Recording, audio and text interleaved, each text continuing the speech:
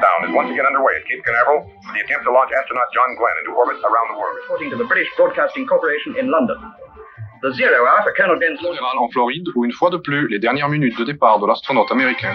contare I minuti per l'astronauta americano John Glenn al Cape Canaveral, Florida. يتحضر مرة ثانية لدورته حول العالم. 플로리다州캐나바고太空航行员约翰格林。ケープカナベラルではアメリカの宇宙飛行士ジョン・グレンの早期を目前にProyecto Mercurio han reportado que ambos, el astronauta y su cohete Friendship 7, and report the astronaut's condition as excellent. Colonel Glenn at Cape Canaveral. And then astronaut Glenn, well, weather still remains the big question mark. But the countdown for John Glenn, the countdown is again underway.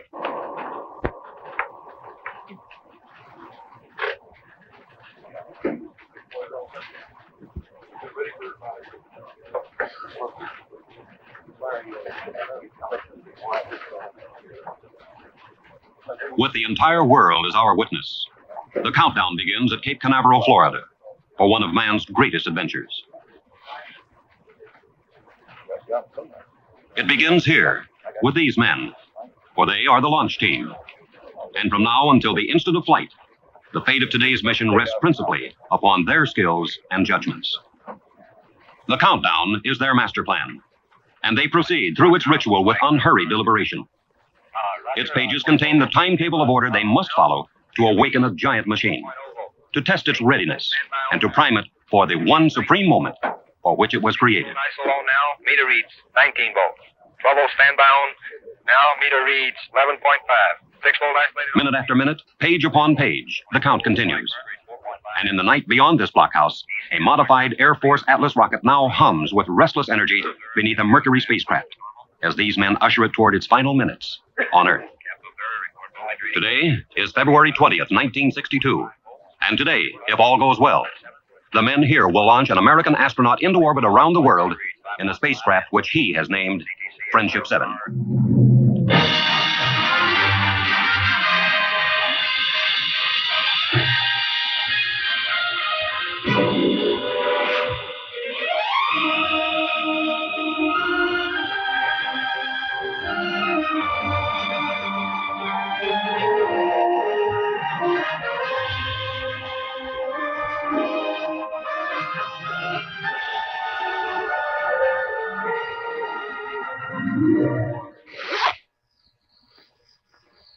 Friendship 7 awaits its pilot. And the pilot has waited 3 years for this day. 3 long, arduous years of study, of training, of waiting. And now he's ready. His name is John Glenn.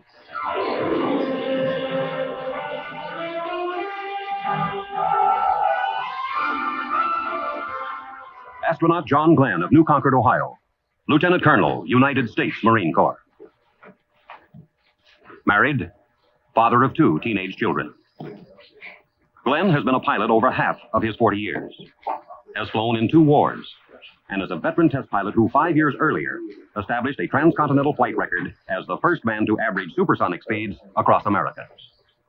He volunteered for spaceflight, is one of 7 astronauts selected for Project Mercury, the man in space program directed by the National Aeronautics and Space Administration.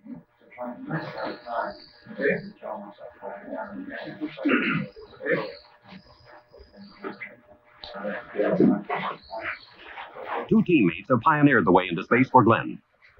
Astronauts Alan Shepard and Gus Grissom tested the Mercury spacecraft on trailblazing suborbital missions, proving the equipment and pushing the program to the threshold of orbital flight.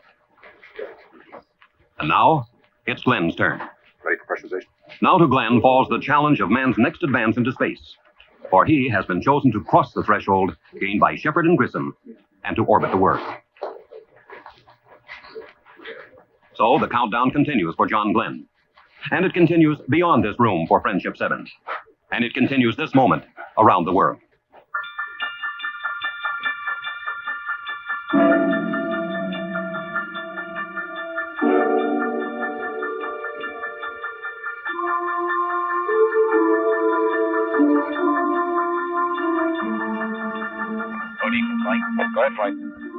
These are John Glenn's ground-based co-pilots, men he knows well, with whom he's trained, and in whose judgment his life is entrusted this day.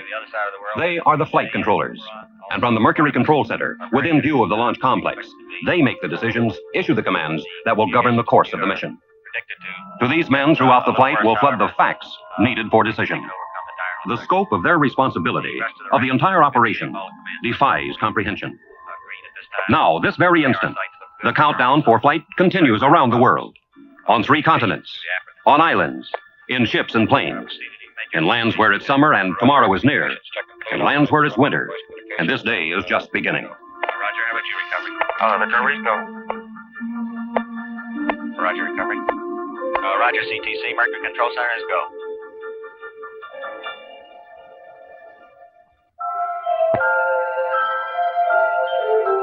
Northeast of Cape Canaveral, 1,000 miles into the Atlantic, dawn's early light spills over the British Crown colony of Bermuda, and Station 2 in the Mercury network proceeds with the countdown. The tracking and telemetry stations, 18 in all, form an avenue of electronic checkpoints around the world to monitor and communicate with Friendship 7 as it passes overhead.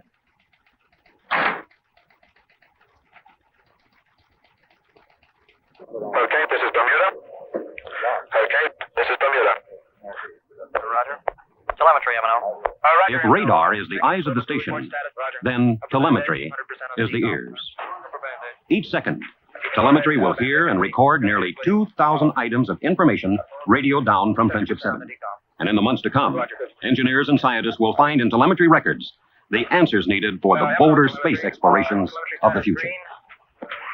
Displays and recorders have been calibrated. Roger, thank you. Flight, this is M&O. Go ahead, M&O. All subsystems status green. Roger, M&O. Understand all systems green.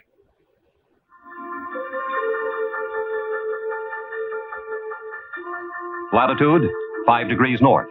Longitude, 10 degrees west. A spot in the Atlantic Ocean off the coast of Africa. And Station 3, the Rose Knot, waits under the late morning sun for John Glenn.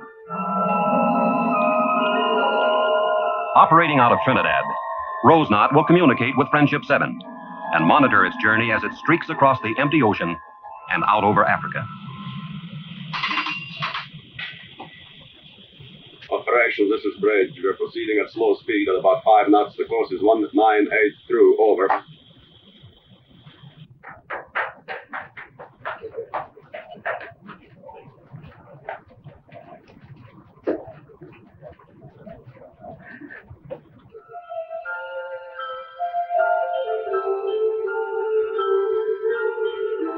Beyond the Mercury station on Gran Canaria Island, in the Spanish archipelago off of the African coast, it's midday at Station 5 in Kano, Nigeria, deep in the continent of Africa. Flight data recorded here at Kano and at Zanzibar on Africa's east coast will relay through this transmitting station to London and then on to America.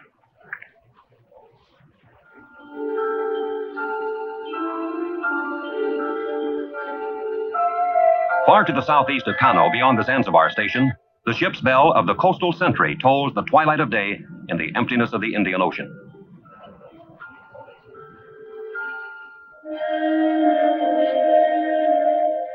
To the east, some 2,500 miles from the coastal sentry, dusk blankets the network's 8th station at Muchet, near Perth, Western Australia, halfway around the world from Cape Canaveral. The printout, code display. Okay, that's fine. Just tweak it up on here. Today, February 20th, is fast fading over the Australian tracking sites at Muchet and Woomera. And when Glenn arrives, tomorrow will greet him. But north and east across the Pacific, far beyond the Mercury station on the coral atoll called Canton Island, February 20th is just minutes old on Hawaii's garden island of Kauai. And there, men prepare for the arrival of Friendship 7. Ready for 165 check. All Roger. All Roger. Eastward again, deeper into the day that will soon awaken over the Americas. Eastward to the Gulf of California and to the Mercury station at Guaymas, Mexico.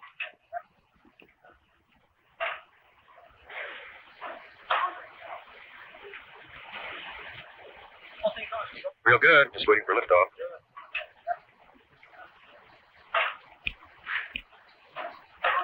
M&OTM, status green. Proceeding with pre-pass calibrations. North of Mexico, in the pre-dawn along the west coast of the United States, the mountaintop station at Point Arguello, California, waits out the long countdown, ready to track John Glenn.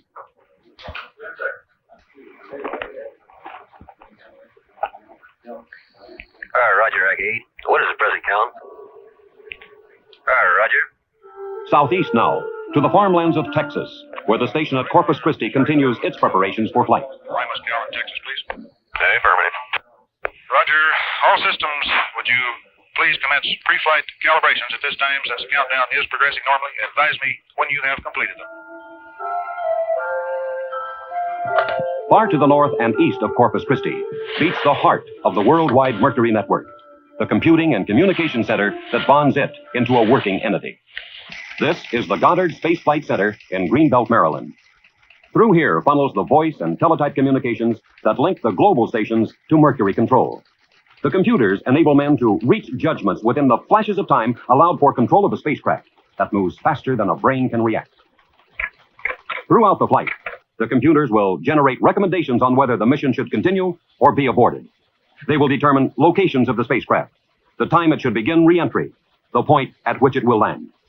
And the most vital of these findings will be transmitted instantaneously to Cape Canaveral.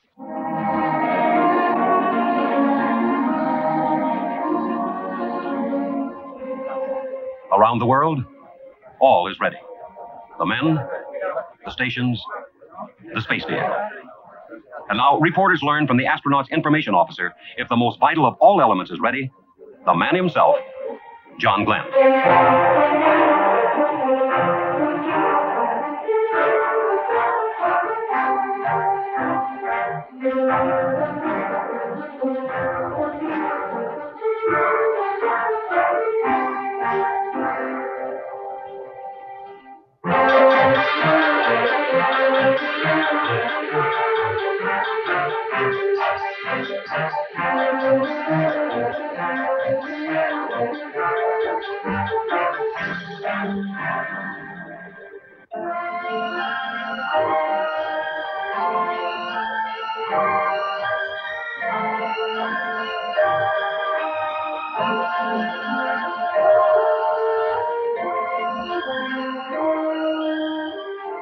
What are the thoughts of a man about to rocket into history? Glenn is the astronaut, the man who will challenge space. But he is just one member of an international scientific endeavor that requires the genius and skills of some 40,000 other men and women scattered throughout the world. From the engineers and technicians who produce the space vehicle to the crews now preparing to launch it. From the tracking experts who will chart his voyage around the globe to the sailors now waiting at sea to recover him. Behind this day stands years of preparation, of research and testing, of planning and training. And the purpose of it all is knowledge.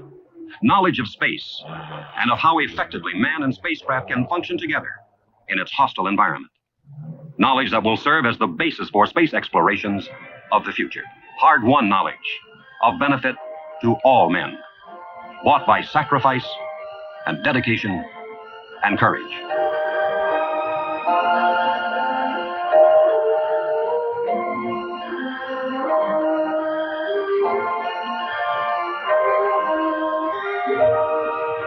Now, just a handful of minutes remain until the spacecraft crew on the service tower call for the pilot of Friendship 7.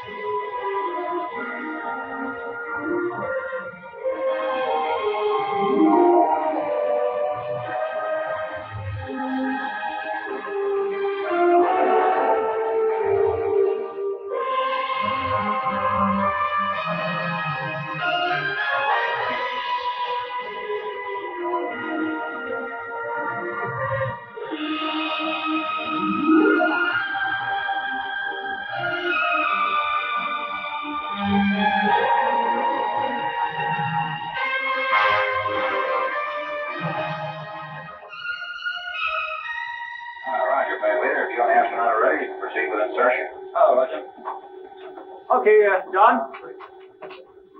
You're ready.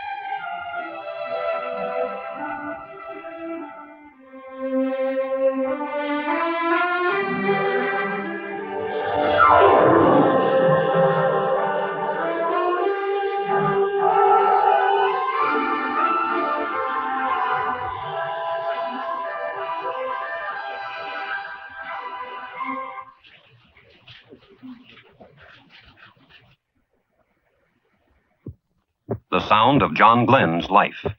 His heartbeat, you hear, will flow from Friendship 7 throughout the flight, informing those on the ground how well he endures the trials ahead.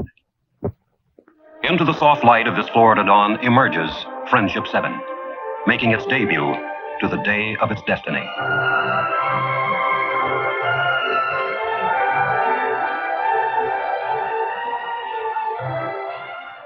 The Mercury Atlas stands alone, waiting to depart this Earth.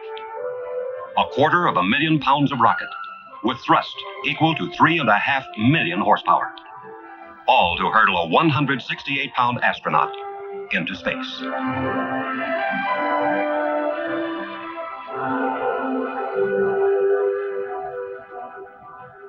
stations. Gantry is in launch position. EMR, CNS band beacons are on. Start interrogation in 1 minute. The countdown sweeps closer to the moment of flight, and recovery teams here at the Cape and around the world ready themselves to aid the astronaut. Above all else, John Glenn's safety is paramount, the dictating factor in all planning. Never in all of history have so many people shared, without censorship, an adventure of such magnitude. Through all news media in all languages, all the peoples of the world are witness to this exploration of space, to its success or failure.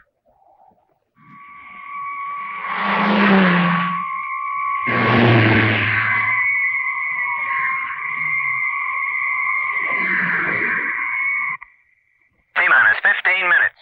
Mark, T-minus 15 minutes and counting. There will be no smoking and a blockhouse until further notice. Okay, this is Bermuda. Go ahead. We just logged on our computer. Stand by for an estimate. Roger. Standing by, Bermuda. Estimate 5 minutes, okay? 5 minutes. You want us to continue to count? I suggest you take it down to T-minus 7. We may have it by then. Roger. You want us to hold, Bermuda? We would like to hold at 7 and rerun a beast sim.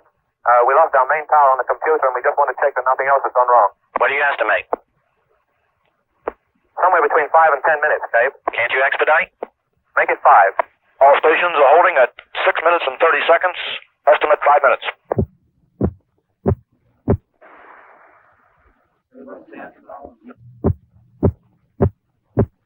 We just got to go. You ready? Are you ready to continue? Green. Okay, go ahead. Green. Go ahead, Cape. Your attention, please. On my mark, we will pick up the count at T-minus 6 minutes and 30 seconds and counting.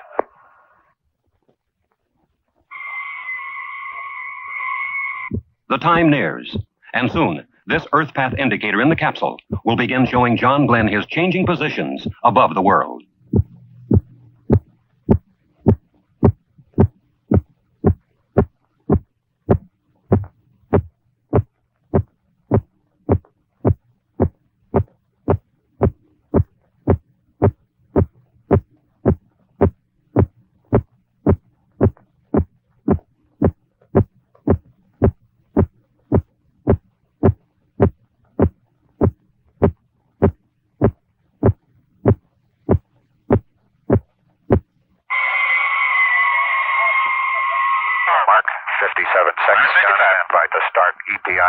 climb mark. Roger. Minus 50. 3, 2, 1, mark. Roger, EPI is Minus started. 45. Minus 40. Status check, pressurization. Locks tanking. Have a blinking high level light. You are go. Water systems, go. Range operations. Mercury capsule, go. All pre-start panel lights are correct. The ready light is on. Eject Mercury umbilical. Oil evacuate. Mercury umbilical clear. Mercury evacuate. Lights on. All recorders do fast. T-minus 18 seconds and counting engine start. May the wee ones be with you, Thomas. Good Lord, ride all the way. You've got speed, John Glenn. 10, 9, 8, 7, 6, 5, 4, 3, 2,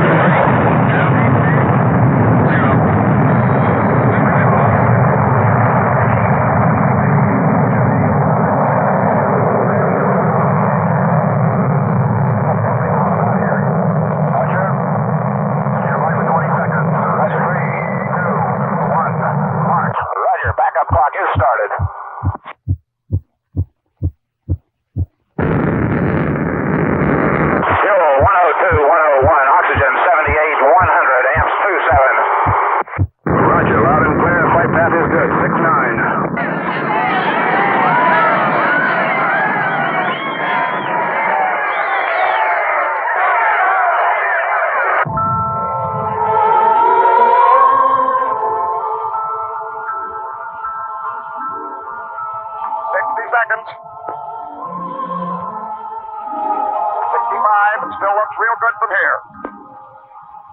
70 seconds, leaving a nice vapor trail now. Looks real fine. Looks good back, G. He's got it. 80 seconds and looks real good from here. 85. 90. 95. Flame powder is bellowing out now. Seeing you loud and clear.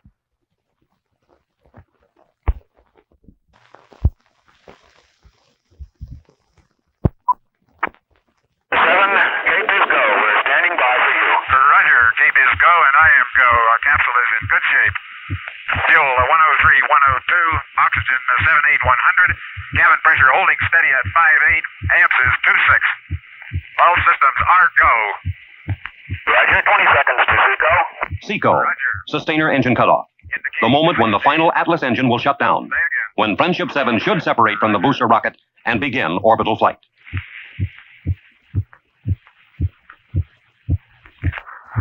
Seco. Lots of grates fired. Okay. Adjust that. Roger, 0G, and I feel fine. Capsule is turning around. Oh, that view is tremendous.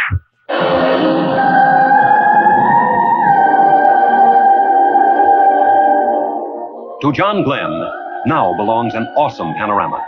The world curving beneath him, just as it was filmed from an earlier Mercury capsule. I could see the booster during turnaround just a couple of 100 yards behind me. It was beautiful.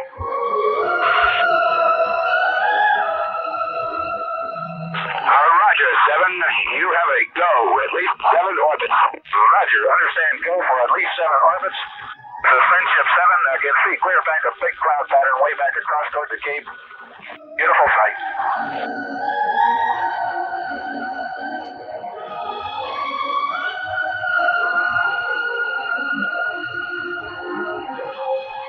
Roger, still reading loud and clear. Next transmission, Bermuda. Roger, understand. Next transmission, Bermuda.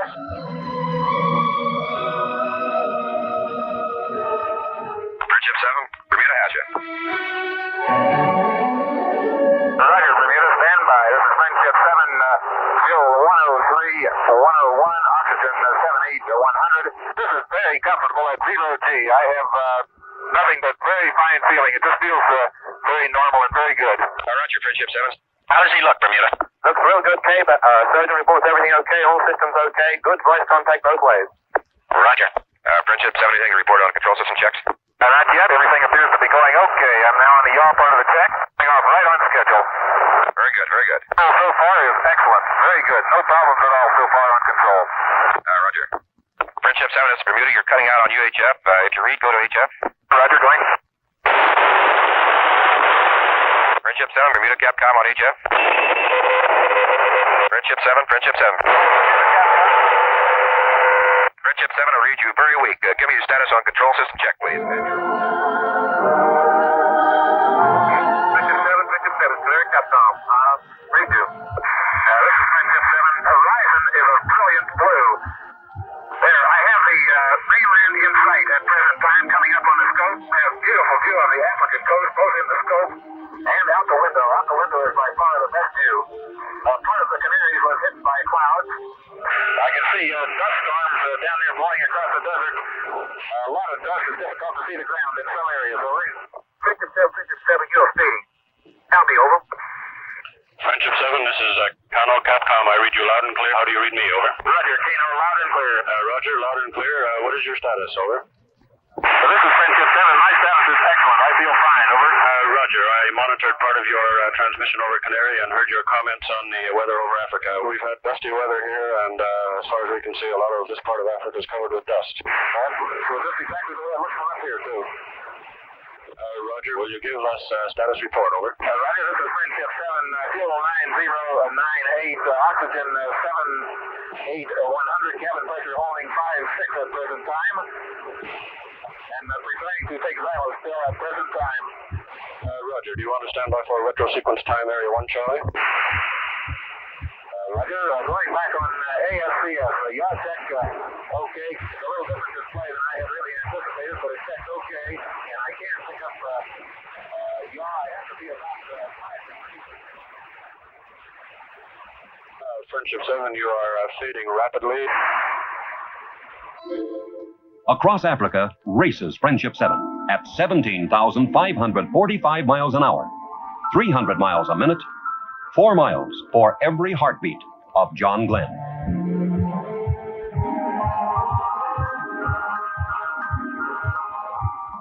Friendship 7 streaks through the night of tomorrow and races toward the dawn of yesterday. Above the Indian Ocean flashes Friendship 7, far beyond human sight, seen only by the electronic instruments of the Coastal Sentry as she records the lightning passage of the man in space.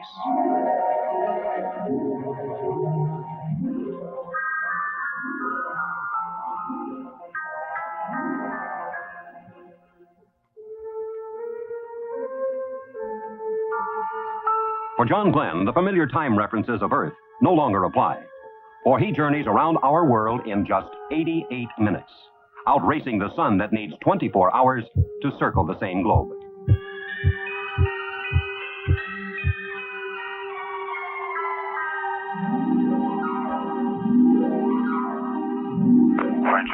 Friendship 7, this is Musée Contact. Friendship 7, this is Musée Contact. Do read, over. Hello, Musée Contact. This is Friendship 7, reading you loud and clear. How me? Roger, Friendship 7, Musée Capcom. How me, over? Roger, how you doing, Gordo? We're doing real fine up here. Everything is going very well, over. Very good, John. You sound good. Roger. That was sure a short day. Time passes rapidly, huh? Yes, sir. Right. Shortly, you may observe some lights down there. You want to take a check on them out to your right, over? Roger, I'm all set to see if I can't get them in sight. Roger. Any symptoms of vertigo or nausea at all, over? Negative. No symptoms whatsoever. I feel fine, over. Good show. Roger, I do have a lights in sight on the ground, over. Roger, understand. They're just off to your right there? That's affirmative. Just to my right, I can see a big pattern of lights, apparently right on the coast. I can see the outline of the town and a very bright light just to the south of it. Roger, that's Perth and Rockingham you're seeing there. Roger, the lights show up very well, and thank everybody for turning them on, will you? Roger, sure will, John.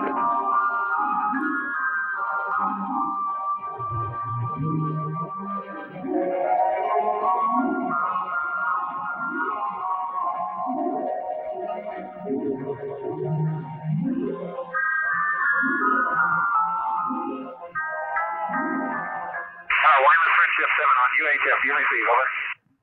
Roger, Friendship 7, loud and clear. Over. Roger, this is Friendship 7, loud and clear with you also. Are we still go from control center, over? Roger, we'll still go. Roger, Friendship 7. All systems are go in the capsule. Friendship 7, Grimus, if you have a chance, could you give us a blood pressure check? Over. Roger, Friendship 7. We'll give blood pressure check. I still have some of these particles that I cannot identify coming around the capsule occasionally, over. Roger, how big are these particles? Over. Very small. I would indicate they're of the order of a 16th of an inch or smaller. They drift by the window, and I can see them against the dark sky.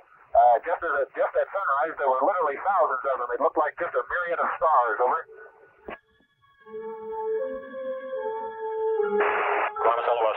LOS. Loss of signal. Weymouth has lost contact, and Friendship 7 streaks home, an unseen comet darting across the land of its origin. Canaveral contact, how do you copy, over? Friendship 7 to Canaveral, read you loud and clear. Helmy, over. Roger, Friendship 7, Canaveral contact, read loud and clear. Stand by with Capcom, please. Roger. Roger, still reading you. 7, this is Cape Cod, Bermuda now. Roger, this is Friendship 7. Friendship 7, this is Bermuda, Capcom. Roger, this is Friendship 7. I'm controlling fly-by-wire present time. I have no left jaw low thrust. Minor trouble aboard Friendship 7. A malfunction in the automatic control system was causing the spacecraft to yaw in skid-like fashion, away from its proper flight attitude. But Glenn is overriding the faulty system, and now manually controls Friendship 7 on fly-by-wire, directing its movements by hand control, much like a pilot flies a plane. Fly-by-wire at present time. Understand? Friendship 7, this is Carol Capcom standing by. Friendship 7, we have telemetry solid and check all your systems out okay. We will remind you to start pre-dark side checklist as soon as you lose contact with us. Friendship 7, Friendship 7, this is Muget contact. Friendship 7, this is Muget contact. Do read, over. Okay, this is Friendship 7 to me. Friendship 7, Muget Capcom. Will you confirm that your landing bag switch is in the off position, over? That is affirmative. Landing bag switch is in the center off position. Roger, you haven't had any banging noises or anything of this type at higher rates? Negative. Roger, they wanted this answer. Masked behind that routine report, the first hint of potential disaster. It came when astronaut Cooper relayed a request from Mercury Control, asking Glenn to check the status lights for the capsule's landing impact bag. Glenn reports status normal. But ground stations are now receiving an ominous chilling signal, an indication that the heat shield on Friendship 7 seems to have come loose. Friendship 7, Hawaii contact. Hawaii, Friendship 7, over. Friendship 7, this is Hawaii Capcom. Do you still consider yourself go for the next orbit? Affirmative. I am go for the next orbit. Roger, understand. MCC confirms that they are go at the present time for third orbit. Friendship 7, Friendship 7, this is California contact. California contact, do you read, over? Hello, California contact, Friendship 7, loud and clear, how me? Roger, Friendship 7, this is California Capcom. Read your line clear, John. Roger, receiving you much better now, Wally. Very good. John, the Aeromeds are real happy with you. You look real good up there. All right, fine. Glad everything's working out. I feel real good, Wally. No problems at all. Good show. We're real pleased to let you goodbye this time. We'll see you next time around. This is Mercury Control. We now have a contact with our Guaymas, Mexico station and with the Corpus Christi, Texas tracking station. The Friendship 7 spacecraft is now committed to its third orbit. This is Mercury Control. In Mercury Control at Cape Canaveral, a decision must be made, and soon. The signal pulsing down from Friendship 7 indicates still that the heat shield is loose. Could the signal be erroneous? There is no way to tell. But if it's true, then John Glenn could perish in a searing inferno when he plunges back into the atmosphere. The retro rockets that slow the spacecraft and head it back toward Earth are strapped over the shield. If they were left on after retro fire, instead of being jettisoned as in normal re-entry, then their straps might hold the shield in place before they burn off. They might possibly save Glenn from the 3,000 degrees of re-entry heat until he's deep enough into the atmosphere for its force to hold the shield in place. But the decision must be made soon. Even now, Glenn is streaking toward the United States, and he must begin the retro sequence 300 miles west of California if he's to land in the planned recovery area 700 miles south and east of Florida. We'll give you the countdown for retro sequence time, John. You're looking good. Roger, we only have 50 seconds to retrograde, over. That's affirmed. I'll give you a mark, 45 mark. California, this is Cape Flight. Right, Cape Flight. We'd like to leave the package on at least through Texas. So tell him to keep his retro jettison switch off. John, leave your retro pack on through your pass over Texas. 20 seconds. Roger.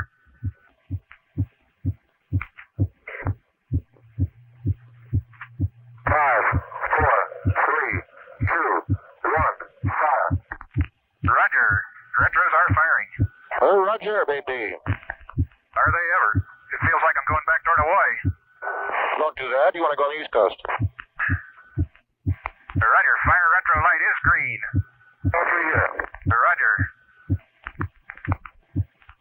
Roger, retros have stopped. Hunter? Keep your retro pack on until you pass Texas. That's affirmative. John.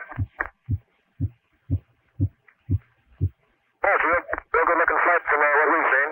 Yes, sir. Looks good, Wally. We'll see you back east. Right. All right, boy. Texas Capcom Cape Flight. Go ahead, Cape Flight. Go ahead. We have decided to re-enter with the pack on. This is Texas Capcom Mercury 7. We are recommending that you leave the retro package on through the entire re-entry. This means that you will have to override the 05G switch, which is expected to occur at 0443. This also means that you will have to manually retract the scope. Do you read? This is Friendship 7. What is the reason for this? Do you have any reason, over? Not at this time. This is the judgment of Cape Flight. Roger. Say again your instructions, please. Over. We are recommending that the retro package not, I say again, not be jettisoned. This means that you will have to override the 05G switch, which is expected to occur at 044353. This is approximately 4.5 minutes from now. This also means that you will have to retract the scope manually. Do you understand? Roger, understand. I will have to make a manual 05G entry when it occurs and bring the scope in manually. Is that affirm? That is affirmative. Friendship 7. Roger. Friendship 7 is okay, over. Go ahead, Cape, Friend 7. I recommend you go to the entry altitude and retract the scope manually at your time. Roger, retracting scope manually. While you're doing that, we're not sure whether or not your landing bag is deployed. We feel it's far safer to re-enter with the retro package on. We see no difficulty at this time in that type of re-entry. Over. Roger. Understand. 7, this is Cape. The weather in the recovery area is excellent. 100-foot waves. Only one jet flight covers 10 miles visibility. Roger, Friendship 7.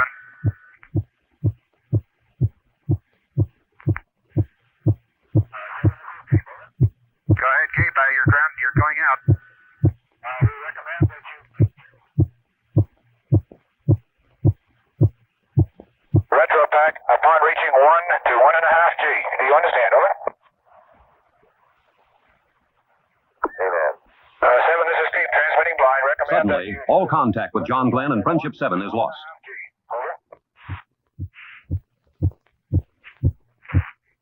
This is Friendship 7. I think the pack just let go. Friendship 7, this is Cape. Do you read? This is Friendship 7. A real fireball outside. 7, this is Cape. Transmitting blind. Okay, Friendship 7. Over. 7, this is Cape. Do you read? Over. The furnace-like heat of re-entry has created a barrier of ionization around Friendship 7, holding all voice communication.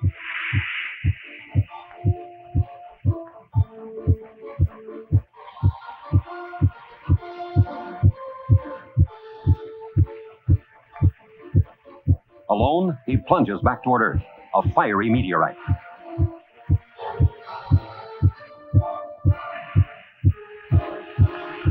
Friendship 7. Over.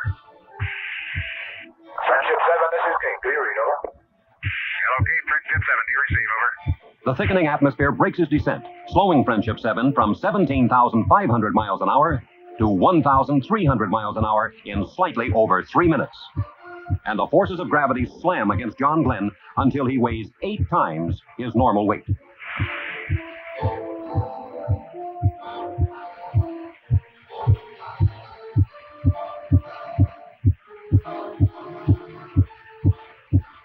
Friendship 7, do you receive? Over. 7, this is Cape transmitting blind. Your IP is within 1 mile of the uprange destroyer. Voice call is Steelhead. Steelhead is the code name for the destroyer Noah, waiting to recover Friendship 7. But John Glenn cannot hear the message. Right around 443, flight. It was about on time. Keep talking, Al. Friendship 7, this is Cape. Over. Friendship 7, this is Cape. How do you read? Over. Roger. Reading you loud and clear. How you doing? My condition is good, but that was a real fireball, boy. I had great chunks of that retro pack breaking off all the way through. Big place off. Is that correct? Roger. Altimeter off the peg indicating 80,000. Roger. Reading you loud and clear. Rocking quite a bit. I may still have some of that pack on. I can't damp it either.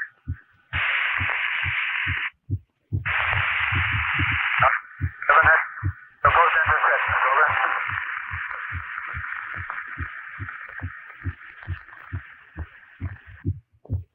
Friendship 7, going to Drogue early. It's a rocky first. Stroke came out.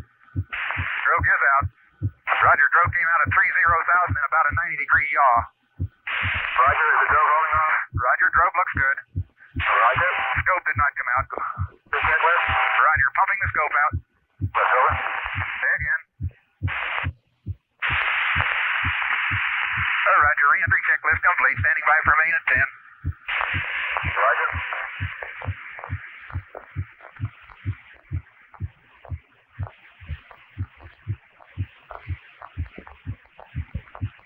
Coming down on 10, snorkels are open. Roger. Main chute is on green. Chute is out in race condition at 10,800 feet in. Beautiful chute. Chute looks good. On O2 emergency, and the chute looks very good. Rate of descent has gone to about 4.2 feet per second. The chute looks very good. Hello, Mercury Recovery. This is Friendship 7. Do you receive? Mercury, this is Friendship 7. This is Steelhead. Loud and clear. Over. Roger, Steelhead. Friendship 7, the chute looks very good. Over.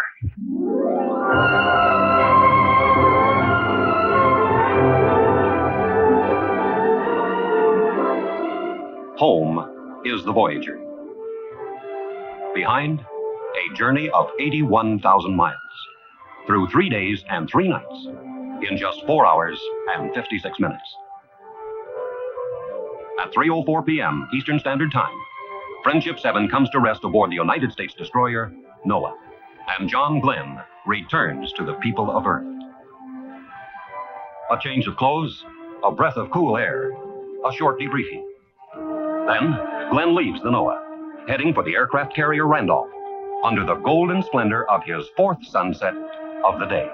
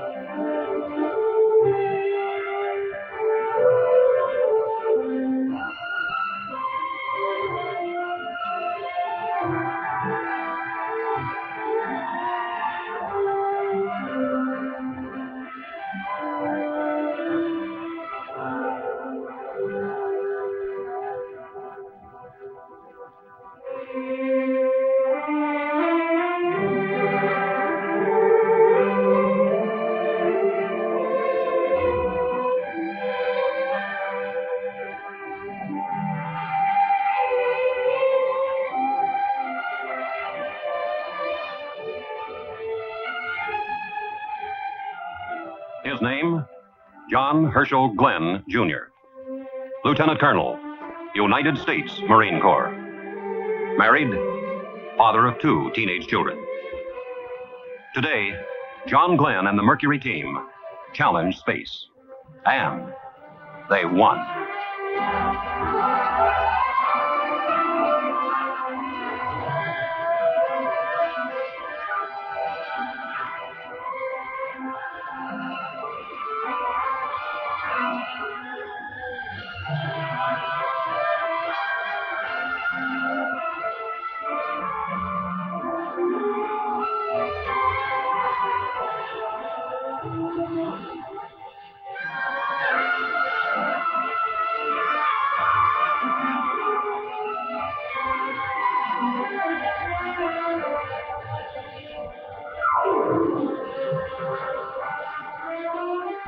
Today, John Glenn dared space.